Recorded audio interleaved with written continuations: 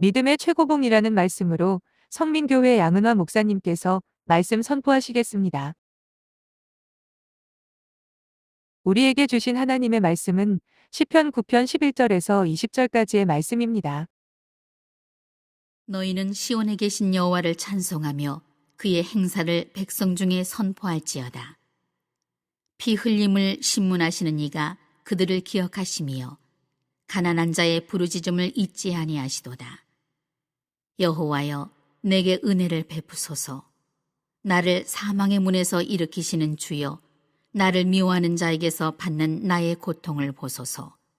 그리하시면 내가 주의 찬송을 다 전할 것이요 딸 시온의 문에서 주의 구원을 기뻐하리이다. 이방 나라들은 자기가 판 웅덩이에 빠지며 자기가 숨긴 그물에 자기 발이 걸렸도다. 여호와께서 자기를 알게 하사 심판을 행하셨으며 악인은 자기가 손으로 행한 일에 스스로 얽혔도다. 히가연 셀라.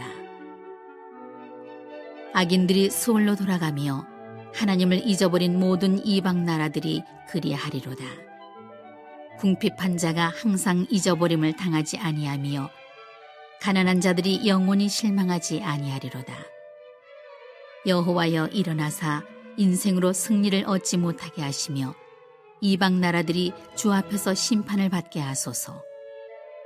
여호와여, 그들을 두렵게 하시며 이방 나라들이 자기는 인생일 뿐인 줄 알게 하소서. 셀라. 아멘. 우리 성도들은 항상 주를 찾는 자들입니다. 그리고 주님을 만나기를 간절히 소망하는 자들입니다. 그리고 우리는 가난한 자들입니다. 세상이 가난한 자니까 심령이 가난하고 깨끗하고 주님을 찾는 모든 것입니다. 이 믿음의 자세를 우리는 오늘 고백을 하고 있습니다. 그런 자에게 하나님은 그 간구를 기억해 주시겠다고 오늘 10절 말씀을 들은 것처럼 주를 찾는 자를 하나님이 기억해 주신다 그랬어요. 그래서 오늘 읽은 모든 말씀은 우리가 시편 9편은 승리에 대한 감사와 미래에 대한 축복을 요망하는 것입니다.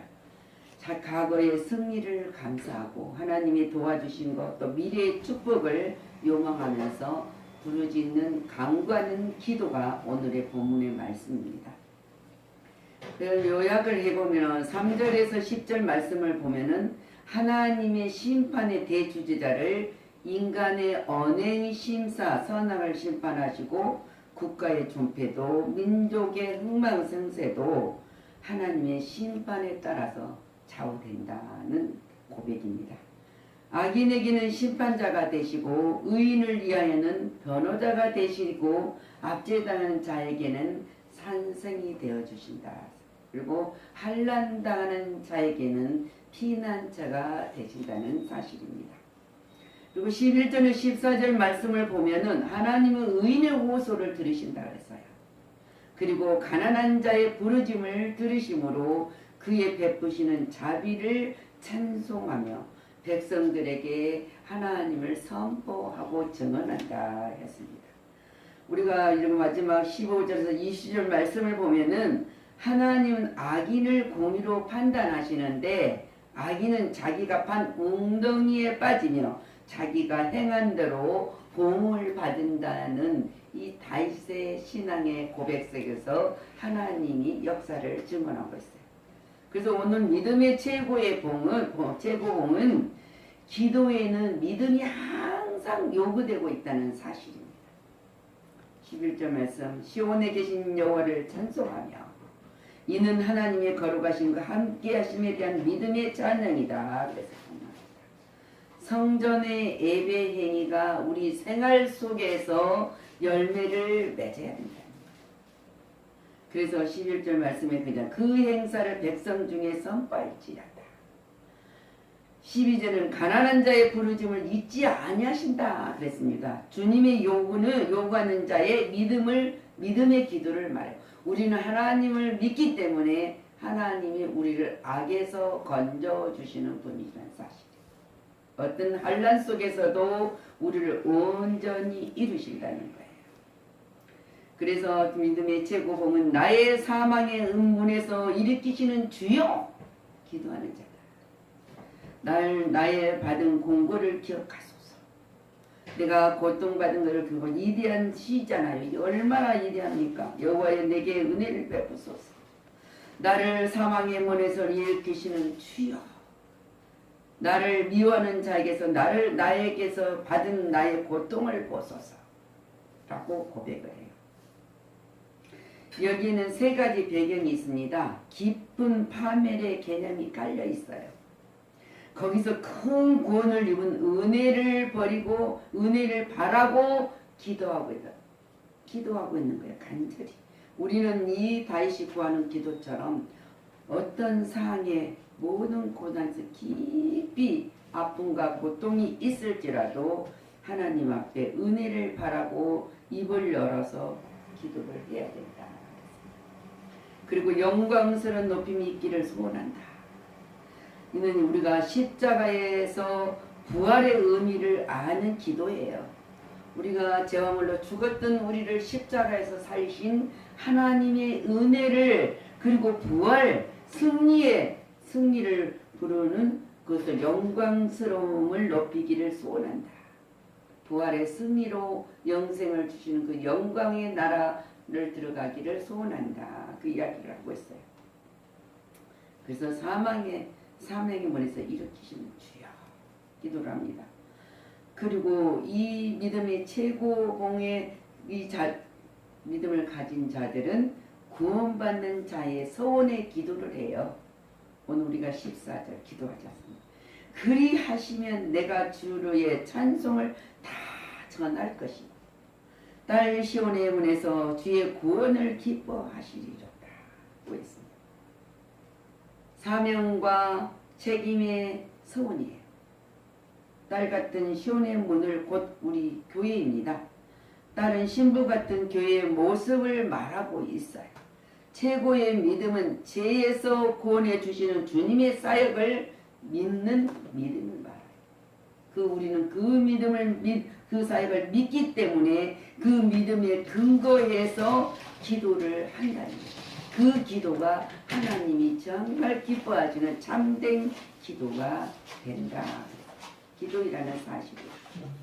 그래서 오늘 16절 악인의 음부로 돌아가게 하소서. 얼마나 기도하나. 악인은 음부 지옥에 들어가게 되는. 그리고 19절 악을 정복하고 승리하게 하여 주옵소서. 부르짖음을 들으시는 하나님을 찬양하라 그랬잖아요. 하나님께서는 특별히 가난한 자의 부르짖음을 잊지 아니하시고 기억하십니다. 그리고 긍휼히 여기신다고 말씀하고 있습니다. 세상에 누구도 관심을 가져주지 않고 도와주지 않을 때 하나님은 우리를 기억하시고 계신다는 사실을 우리는 믿습니다. 우리의 부르짖음을 들으신다는 거예요. 우리의 기도를 들으신다는 거예요. 그리고 들으신 걸로 응답하여 주신다는 사실입니다.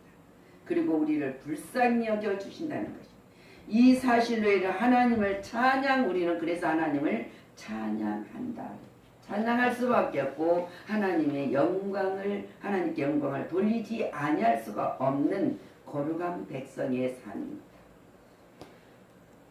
오늘 보면 악인의 심판하심을 인해서 우리는 찬양한다. 얼마나 감사합니까? 우리가 이길 수 없는 모든 사건, 우리가 이루어갈 수 없는 모든 사건, 악인들에게 피해도 보고 악인들이 우리를 정복하는 이 세상에 살고 있는데 악인의 심판하여 주심을 인해서 나는 하나님께 영광을 돌립니다. 얼마나 멋있습니까? 심판이 없는 세상은 무질서 혼돈의 세계입니다. 왜냐하면 제약된 인간의 성품이 육신의 욕망과 쾌락을 조금 막무가내로 행동을 하고 있기 때문에 얼마나 많은 사람들이 피해를 봅니까? 선의의 피해도 보고 악한 모든 것 가운데서 피해를 봅니다. 그래서 우리가 하나님께서 심판주가 되신다는 것은 그리스도로 인해서 의인이 된 우리들이 부르짖을 수 있는 기도예요. 하나님한테 맡기고 도움을 청하는 기도예요. 그래서 거룩한 백성으로 인정받는 성도에게는 찬양과 감사의 조건이 있을 수밖에 없어요. 우리는 감사하고 찬양할 수 있는 조건이 우리에게 주었어요. 그래서 하나님이 궁핍한 자를 기업됨을 인해서 찬양하라 그랬어요. 찬양하라. 궁핍한 자와 가난한 자는 이사에 소외되고 간신밖에 밀려난 사람들을 말하고 있습니다. 하나님께서는 이런 자들을 잊지 아니하시고 영원히 돌봐주신다는 거예요. 우리가 어려움을 겪을 때도. 그래서 그리스도께서는 친히 그들을 찾아가 주시고 위로해 주시고 도와주셨다는 사실을 우리가 너무 잘 압니다. 예수님이 이 땅에서 십자가에 죽기 전에 사역하신 모든 것들을 바라보며 주님은 부자를 찾아가는 것이 아니라 하나님 앞에 자기 주님 앞에 나와서 간절히 간구하는 자들, 바라는 자들, 도움을 청한 자들에게 모든 걸 도와주셨다는 사실을 우리가 눈으로 보았습니다. 그 하나님은 무궁한 사랑으로 인한 것이기 때문에 이 같은 하나님의 사랑을 우리는 찬양할 수밖에 없고 하나님 앞에 감사와 찬송을 드리지 않을 수가 없다는 사실입니다. 우리의 모든 것을 아시고 돌보시는 하나님의 사랑과 긍휼하심을 찬양을 해야 된다. 찬양하자. 다윗의 일생은 감사와 찬송이었어요. 감사와 찬송의 두 가지는 하나님이 연락하시는 제사이기 때문에 우리가 감사가 없는 제사는 찬양이 없는 제사는 아무것도 아니라는 거예요. 그래서 다윗은 하나님이 연락하시는 제사를 드렸다는 사실입니다. 히브리 13장 15절 말씀을 보면은 그러므로 우리는 예수로 말미암아 항상 찬송의 제사를 하나님께 드리자. 이는 그 이름을 정하는 입술의 열매니라 했습니다. 우리가 마음으로 묵상으로 감사를 하지만 입으로 시인하며 하나님께 영광을 돌리는 것이 입술의 열매라고 했습니다. 근데 받아도 감사할 줄 모르고 주어도 고마운 줄 모르는 사람은 심령이 마비되어 있기 때문에 마비된 자 그리고 그런 사람을 뭐라고 말하냐면 세상에서도 그렇고 하나님도 배은 망덕한 자이다. 근데 이 배은 망덕한 자들이 얼마나 많습니까? 그러나 성도의 입에서는 찬송이 떠나면 뭐가 나옵니까? 불평과 불평의 소리가 나올 수밖에 없어요. 원망의 소리가 나올 수밖에 없어요. 우리 마음에 생각에 불평과 원망의 마음이 있으면 우리 심령이 마비됐다는 것을 빨리 진단하고 감사와 찬송, 찬송과 감사 두 개의 음이 잘 어울려서 아름다운 화음이 되어야 될 것입니다. 만약 이 두 가지가 조화를 이루지 못하면 심령이 고장났다 그랬어요. 심령이 고장나면은 마음이 불안하고 아프고 고통스럽고 문제가 있으면은 걱정의 밤을 세울 때도 많습니다. 그러나 그러지 말고 반성하고 하나님 앞에 무릎을 꿇고 하나님 앞에 회개하며 잃었던 감사 찬송을 회복해야 할 것입니다. 그래서 하나님 앞에 도움하고 우리가 왜 무엇 때문에 이 감사와 찬송의 아름다운 열매를 맺지 못하고 있는가 점검하는 자가 되고 그런 자만이 승리를 할 수 있어요. 네, 하나님은 의인의 편이거든요. 의인의 편이에요. 그리고 가난한 자에게 자비를 베푸시는 분이시라는 사실을 우리는 믿어야 된다. 하나님은 의인의 편이요 의인도 하나님의 편입니다. 우리가 둘이 하나님은 내 편, 또 하나님은 또 나는 하나님의 편. 그래서 하나님은 우리의 증언자가 증인이고 우리는 하나님의 증인이라는 사실을 삶의 현장에 체험하고 증거해야 된다. 그래서 의인은 하나님을 통하여야만 위로를 받고 보호를 받습니다. 하나님은 의인으로 인해 기쁨을 얻으시잖아요. 우리를 통해서 찬양과 감사로 하나님은 기쁨을 얻으신다는 사실을. 하나님이 기뻐하시면 그냥 우리에게 공짜가 어디 있겠습니까? 그래서 만일에 이 같은 일이 없으면 하나님 기쁨이 없다는 사실을 우리가 알아야 된다는 거예요. 의인도를 위하여 싸우는 보람이 없을 것이다. 우리가 은혜에서 싸울 보람도 없어요. 하나님을 기쁘게 안 하는데. 우리는 하나님을 독점함을 뿐만 아니라 뭡니까? 이 같은 하나님은 많은 사람에게 전달해야 된다는 거예요. 전해야 된다. 그래서 함께 즐거워할 수 있게 될 것이다. 우리가 누구에게 하나님을 증언하는데도 나의 안에 체험의 현장에서 기쁨이 있기 때문에 전한 자가 된다. 그런데 진리가 없는 자들은 얼마나 열심히 전합니까? 자기가 뭔가를 정복하려고 전해요. 근데 우리는 기쁨으로 하나님의 은혜와 은총을 기쁨으로 찬양으로 감사로 전하는 삶을 살아야 돼요. 이것이 하나님을 독점하고 살아가는 거룩한 성도의 삶이라는 사실입니다. 하나님은 의인의 호소와 가난한 자 부르짖음을 들으신다 했지 않습니까? 들으셔요. 그리고 그의 베푸시는 자비와 긍휼로 우리는 찬송을 하게 된다는 사실입니다. 자, 우리가 다윗은 험난한 시절, 괴로운 시절도 얼마나 많았습니까? 왕으로 하나님이 기름 부었을 때 사울 왕이 죽이려고 잘못이 없는데 얼마나 많은 군사를 데리고 다윗을 쫓았습니까? 그럴 때도 하나님 앞에 한 번도 멀리 떠나지 않고 굴복하면서 기도했던 것을 한 번도 불평하지 않았어요. 하나님.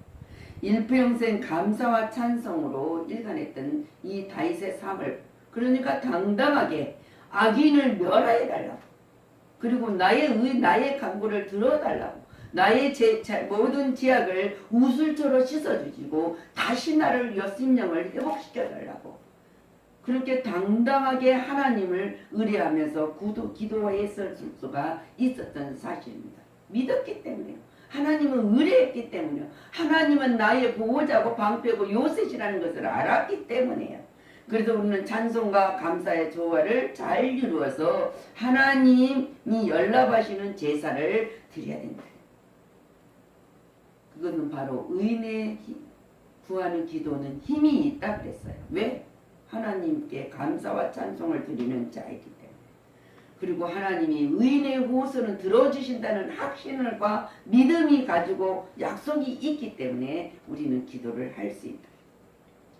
그래서 가난한 자, 심령이 모든 악한 자가 아니라 하나 부르짖음을 기억하시는 하나님께 오늘도 우리가 가난한 마음으로 감사와 찬송으로 입술에 열매를 맺으며 부르짖는 많은 은총을 입으시기를 그리스도 이름으로 축원합니다. 아멘. 기도합니다. 주님 감사를 드립니다. 하나님은 항상 의인의 편이십니다. 그걸 우리가 믿습니다. 하나님은 가난한 자를 자비를 베푸시는 분이고 항상 또한 하나님을 통하여 보호와 위로를 받는 것을 우리는 인하여 기뻐하는 자들입니다.